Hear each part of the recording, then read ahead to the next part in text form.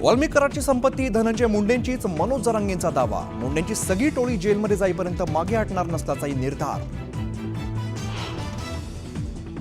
कृष्णा आंधळे जिवंत आहे की नाही, मला शंका. पोलिसांनाही सापडत नसल्यामुळे आंधळेचा खून झाल्याचा संशय. संजय शिरसाट यांचं मोठं विधान.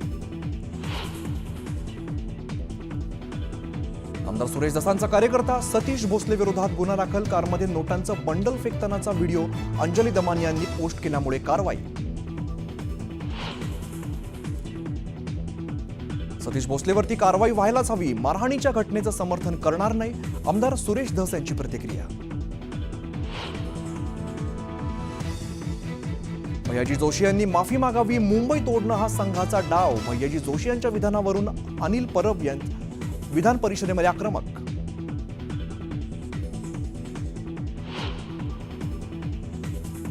भैयाजी जोशींकडून महाराष्ट्राचा अपमान, हे मराठी विरोधी सरकार. यावरती फडणवीसांच्या उत्तराची अपेक्षा. आदित्य ठाकरेंकडून भैयाजी जोशींच्या वक्तव्याचा समाचार.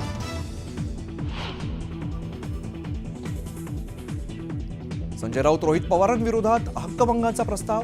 मंत्री जयकुमार गोरेंकडून प्रस्ताव दाखल. जाणीवपूर्वक बदनामी केल्याचा गोरेंचा आरोप.